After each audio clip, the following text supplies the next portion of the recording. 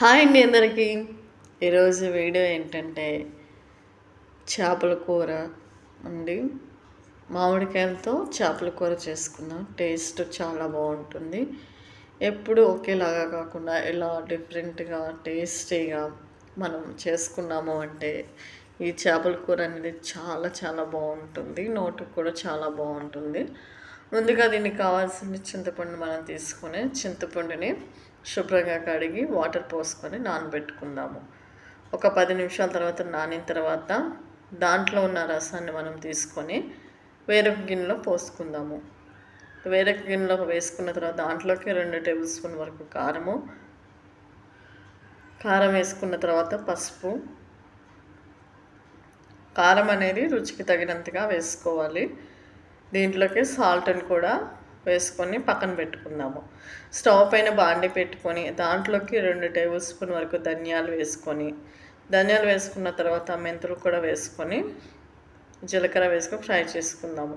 వీటన్నిటిని మిక్స్ చేసుకుందాము. తర్వాత స్టవ్ పైన బాండి పెట్టుకొని ఆయిల్ పోసుకొని ఆయిల్ హీట్ అయిన తర్వాత 2 లేదా 3 మీడియం సైజ్ ఆనియన్స్ని కట్ చేసుకొని వేసుకుందాము. వేసుకున్న తర్వాత ఇందులోకి పచ్చిమిర్చిని కూడా ఈ విధంగా కట్ చేసుకుని వేసుకొని ఒక 5 నిమిషాలు కలుపుకుందాము.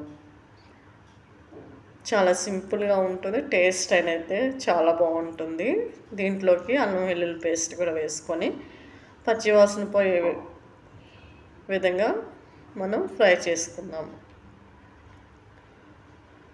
టేస్ట్ మాత్రం సూపర్గా ఉంటుంది. చూడటానికి సింపుల్గానే ఉంటుంది కానీ చాలా చాలా బాగుంటుంది అన్నమాట. చూసారు, ఈ విధంగా ఫ్రై అయిన తర్వాత మనం ముందుగా ప్రిపేర్ చేసుకున్న చింతపండు రసాన్ని కూడా వేసుకుందాము. వేసుకొని ఒకసారి వీటన్నిటిని కలుపుకుందాము.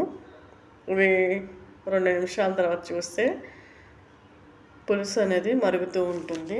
మరుగుతూ ఉన్నప్పుడు మనం ముందుగా ప్రిపేర్ చేసుకున్న ధనియాలు, మెంతులు, ఆవాలు, జీలకర్ర పొడిని వేసుకుందాము. వేసుకొని ఒక 2 నిమిషాలు కలుపుకుందాము.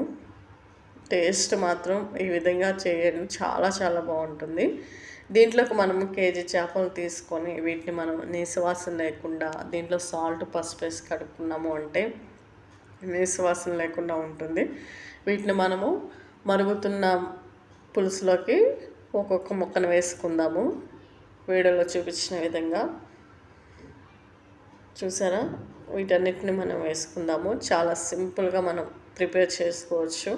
మనం పచ్చి మామిడికాయలతో, పచ్చి చేపలతో చేస్తున్నాం కాబట్టి టేస్ట్ అనేది చాలా చాలా బాగుంటుంది. ఒక్కసారి ట్రై చేయండి మీరు కూడా.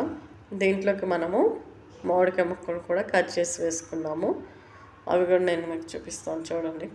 చూసారు, మామిడికాయ ముక్క టెంకిని కూడా నేను వేసాను. వేసుకొని ఒక 5 నిమిషాలు ఉడకనిద్దాము. చూసారా, 5 నిమిషాల తర్వాత కర్రీ అనేది రెడీ అయిపోయింది. చూస్తుంటేనే నోరు ఊరిపోతుంది. ఫైనల్గా కొత్తిమీర వేసుకొని మనం దింపేసుకొని తినేయడమేనండి. చాలా బాగుంటుంది అన్నమాట ఈ కర్రీ అనేది. టేస్ట్ మాత్రం సూపర్గా వేడి అన్నంలో కానివ్వండి, చపాతీల్లో తినొచ్చు, దోశల్లోకైనా చాలా బాగుంటుంది. వీడియో మీకు నచ్చినట్లయితే లైక్ చేయండి, సబ్స్క్రైబ్ చేసుకోండి. థ్యాంక్ యూ ఫర్ వాచింగ్ అండి.